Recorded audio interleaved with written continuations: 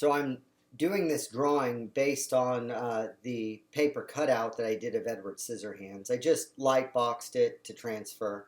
I also blocked in some highlight areas, so I kind of knew uh, more or less what I was going to be doing with this watercolor painting. There was an assortment of brushes that I had to use, but I only ended up using about 3 brushes total and a toothbrush. So the first step I did was I just did a single wash all over the paper, just leaving out some of the highlight areas. I wanted to get all of the colors that I was going to be using for this watercolor portrait on the canvas, or on the watercolor paper rather, so that it wasn't a surprise, or it wouldn't be seemingly kind of sporadic, so that it would make sense why or how those colors were included. So I included some yellow, a little bit of brown, a little bit of green, some blue in there, and some purple. And then I used a hair dryer to dry the watercolor paper. It pulled up in some spots, but I was going for more or less a sloppy feel, so I wasn't too concerned with it.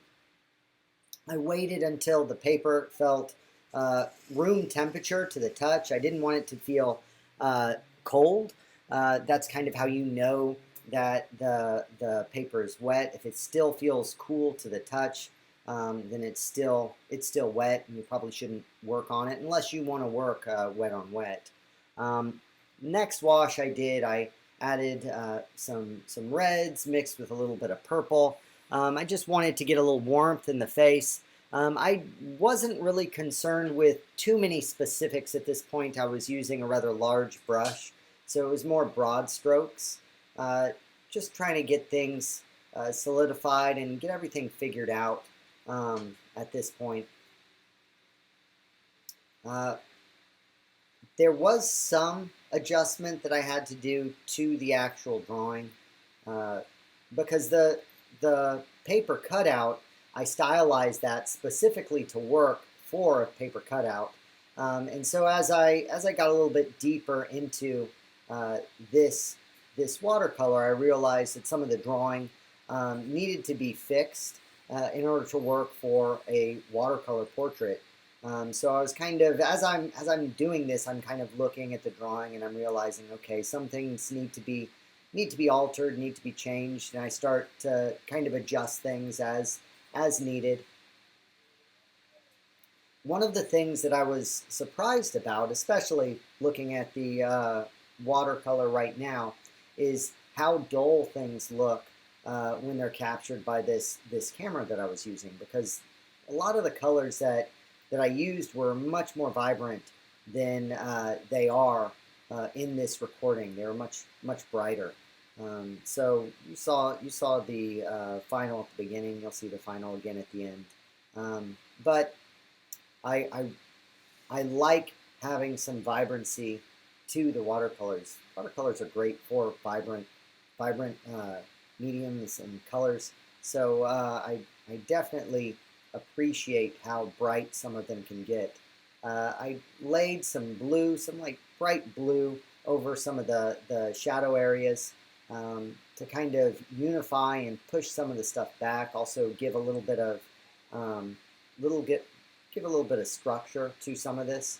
At this point, I started to realize that Edward Scissorhands looks cross-eyed, and so I was kind of cataloging that in my mind and thinking, okay, I've got to fix that. Working on the hair a little bit with a little bit of a finer brush. That's a number 4 Winsor & Newton. Doing a little dry brushing at the bottom.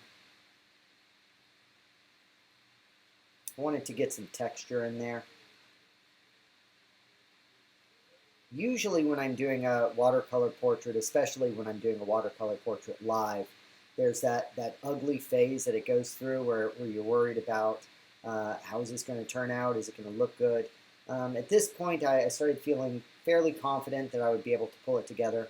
A little bit earlier, I was, I don't know, worried is the right word, but I would say I was concerned that it wouldn't come together in the end. So I'm spritzing some of the watercolor with a toothbrush, drawing it.